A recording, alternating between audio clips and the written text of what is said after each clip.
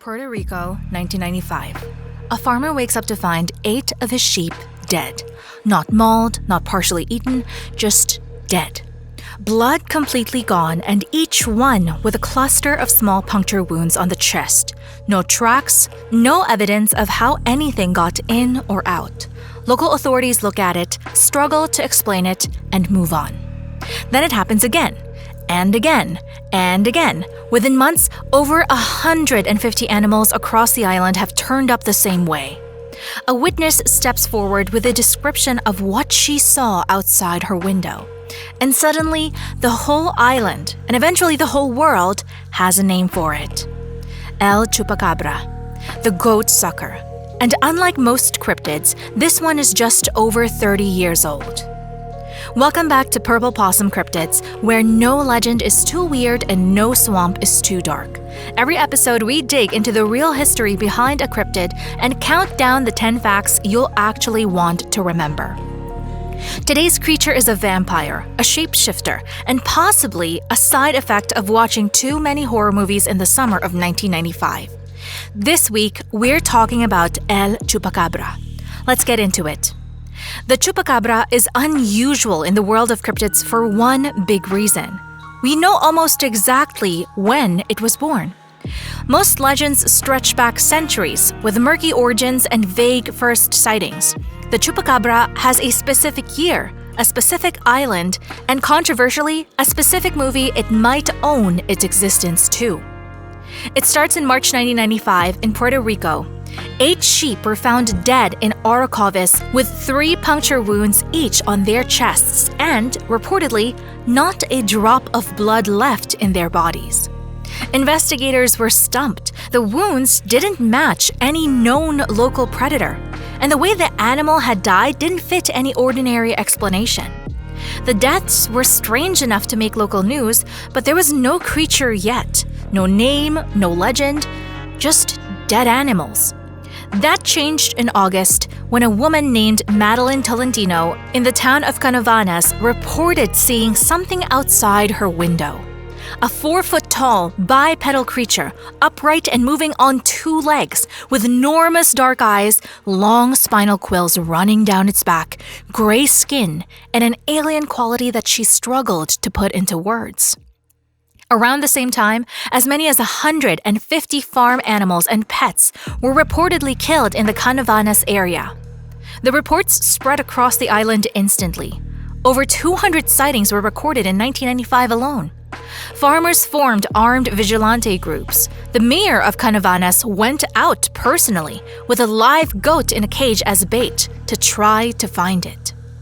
Puerto Rican comedian and radio personality Silverio Perez coined the term chupacabras while covering the story on air. Literally goat sucker, and the name stuck. The press ran with it, the panic spread, and by the end of 1995, the creature had been blamed for over 1,000 mysterious animal deaths across Puerto Rico.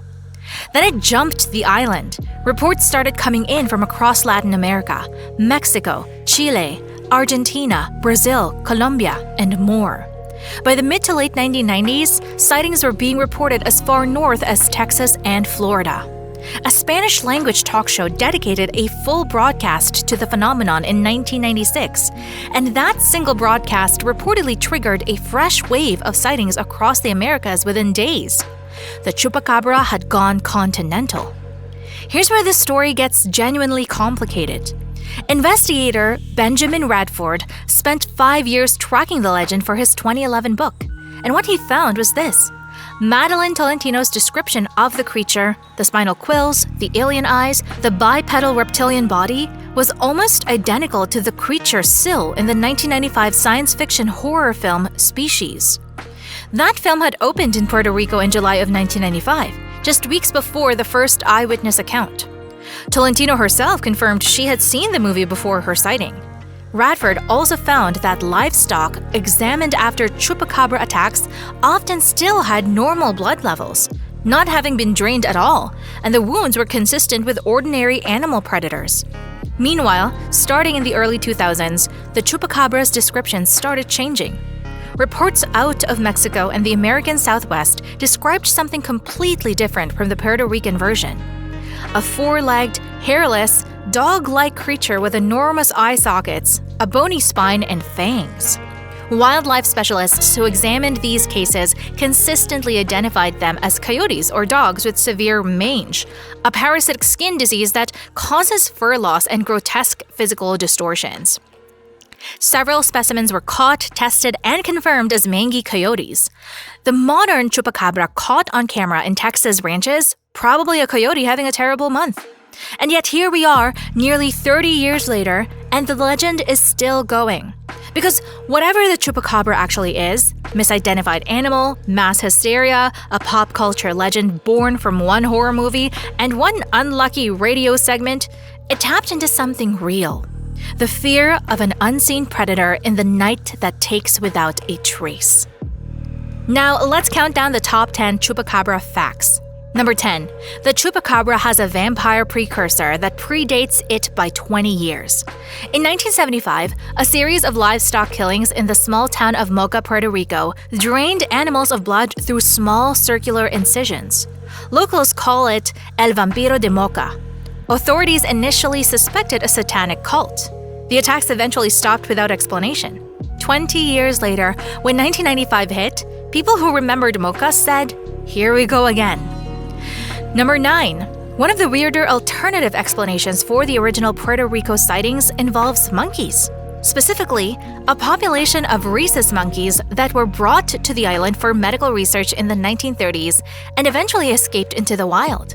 They're not native to Puerto Rico, they often stand upright on their hind legs, and they were known to be loose on the island during the 1995 outbreak. It's not a perfect explanation, but escaped research monkeys is a sentence that doesn't exactly put your mind at ease either. Number 8. Puerto Rican veterinarian Dr. David Morales analyzed 300 reported chupacabra attack victims on behalf of the Department of Agriculture. His findings? The animals had not been drained of blood.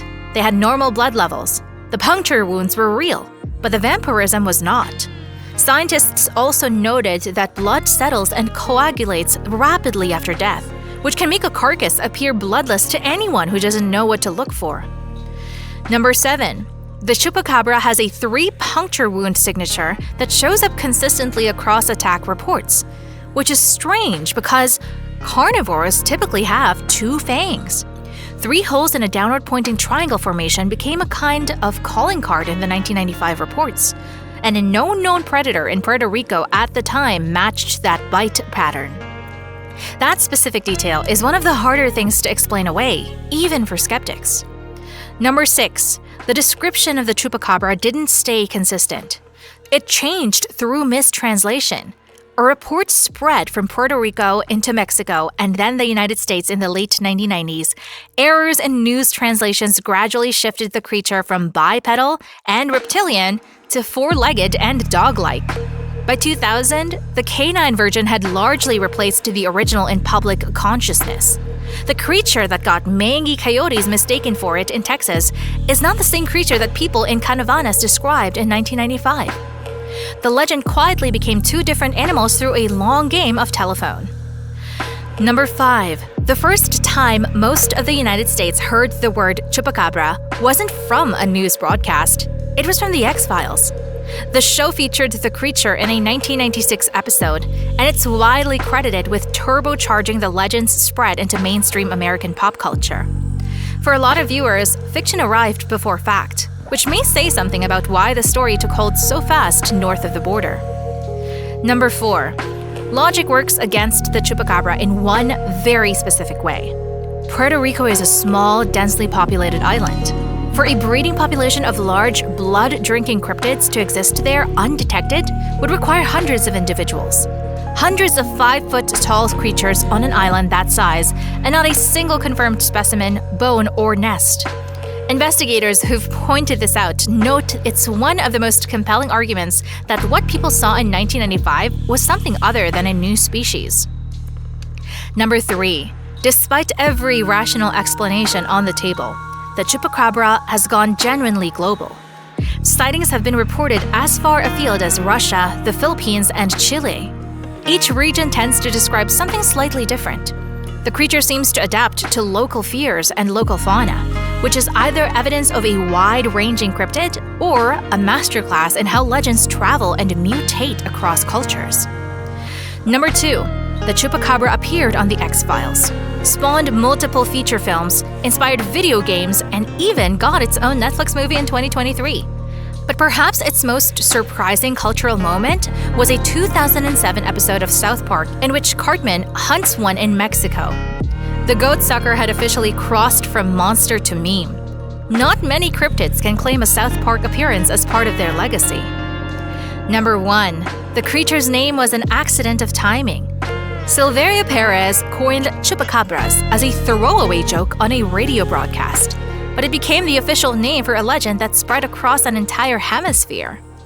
The chupacabra could have been called anything. It ended up with the funniest possible name for a blood-drinking monster.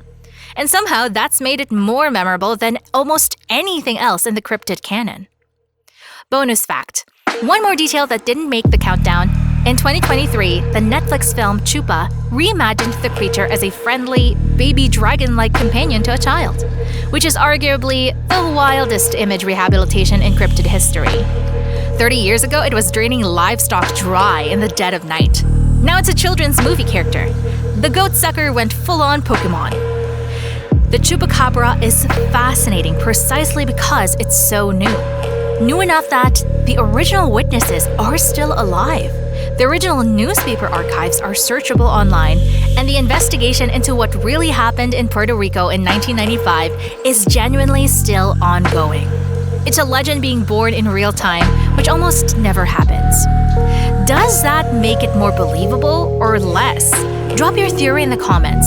I want to know whether you're in Camp Government Experiment, Camp Mangy Coyote, Camp Everyone Saw Species and Panicked, or Camp Something in Puerto Rico Genuinely Defies Explanation. And if you haven't already, subscribe so you don't miss next week's cryptid.